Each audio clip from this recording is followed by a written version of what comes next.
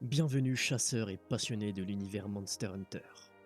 Aujourd'hui nous plongeons au cœur de l'écosystème sauvage de Monster Hunter Wilds pour explorer l'un de ses habitants les plus énigmatiques et redoutables, le Gormagala. Ce monstre bien connu des vétérans de la saga pourrait bien bouleverser l'équilibre du monde de Wilds.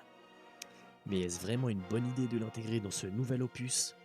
Quels seraient les impacts de son virus sur l'écosystème? Et surtout, est-ce une erreur de le faire revenir alors qu'il ait déjà eu un jeu centré sur lui? C'est ce qu'on va voir ensemble. Présentation du Gormagala. Apparu initialement dans Monster Hunter 4 Ultimate, le Gormagala est un dragon inconnu. Sans yeux, doté d'une apparence sombre et menaçante. Sa particularité réside dans sa capacité à propager un virus mystérieux, connu sous le nom de virus de la frénésie, qui affecte non seulement les autres créatures, mais aussi les chasseurs imprudents.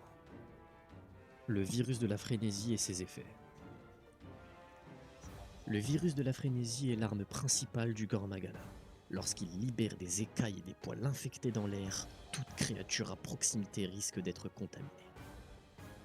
Les monstres infectés voient leur agressivité et leur force augmenter de manière significative, perturbant ainsi l'équilibre naturel de l'écosystème. Pour les chasseurs, contracter ce virus signifie subir des dégâts accrus et une régénération de santé compromise. Cependant, en affligeant suffisamment de dégâts au Gormagala pendant l'infection, les chasseurs peuvent surmonter la frénésie et bénéficier d'un boost temporaire d'affinité.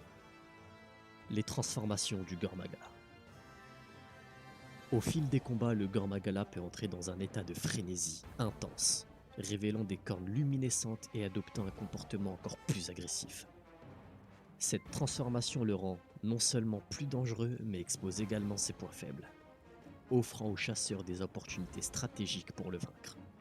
De plus, en mûrissant, le Gormagala peut évoluer en Shagarumagala et passe d'un monstre inconnu à un dragon ancien, une forme adulte encore plus puissante et redoutable.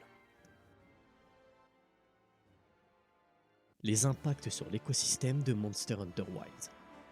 L'introduction du Gormagala apporte une dynamique unique à l'écosystème. Le virus de la frénésie peut provoquer des chaînes de réaction parmi les espèces locales, rendant certaines chasses plus périlleuses en raison de l'agressivité accrue des créatures infectées. Les chasseurs doivent donc adapter leur stratégie en tenant en compte des interactions complexes entre les espèces et les effets du virus sur la faune environnante. Un problème pour le lore et l'écosystème de Wilds? Si l'ajout du Gormagala dans Monster Hunter Wilds semble offrir un potentiel énorme en termes de gameplay et d'écosystème, il pose aussi une question légitime. Est-ce une bonne idée de réintroduire un monstre qui a déjà eu un jeu centré sur lui? Un monstre qui a déjà eu son heure de gloire? Dans Monster Hunter 4 Ultimate, le Gormagala et son évolution, le Shagarumagala et aussi le Gormagala du chaos, étaient au cœur de l'histoire et du gameplay. Son virus de la frénésie était l'élément central du scénario, influençant l'environnement et affectant même les chasseurs. C'était l'un des rares cas où un monstre hors dragon ancien iconique jouait un rôle aussi crucial.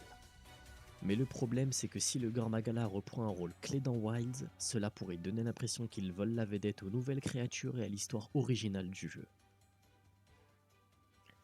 Un monstre trop dominant pour un écosystème libre. L'une des forces de Monster Hunter Wilds est son approche plus réaliste et dynamique des interactions entre créatures. Le monde est censé être fluide, où les monstres interagissent naturellement sans qu'un seul d'entre eux prenne trop d'importance. Mais le gros problème avec le Gormagala, c'est que son virus de la frénésie change totalement la donne.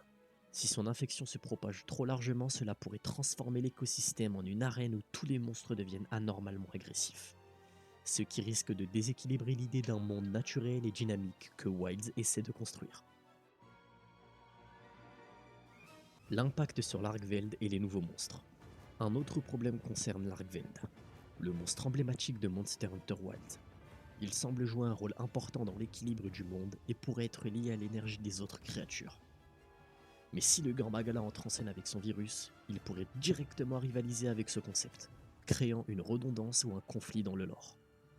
L'Argveld pourrait soit être éclipsé par le Gormagala, soit être modifié pour interagir avec le virus, ce qui risquerait d'affaiblir son identité en tant que nouvelle menace originale. Une répétition narrativement risquée? Enfin, l'ajout du Gore Magala pourrait être vu comme une décision répétitive, voire une facilité scénaristique. Monster Hunter Wilds semble vouloir proposer une nouvelle approche du lore et de l'écosystème. Mais en ramenant un monstre aussi central que le Gore Magala, Capcom pourrait donner l'impression de recycler des idées plutôt que de proposer de véritables nouveautés.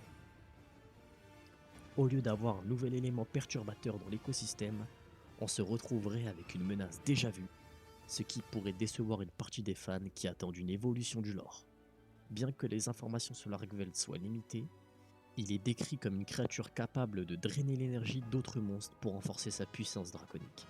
Une confrontation entre un Gormagala et un Argveld pourrait entraîner des affrontements titanesques, perturbant davantage l'équilibre écologique et posant des défis inédits aux chasseurs.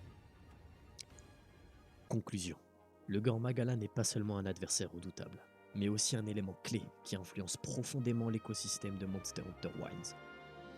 Mais son retour soulève aussi des questions. Est-ce une bonne idée de l'intégrer à un jeu qui veut créer une expérience inédite? Est-ce qu'il ne risque pas trop d'impacter l'écosystème et le lore?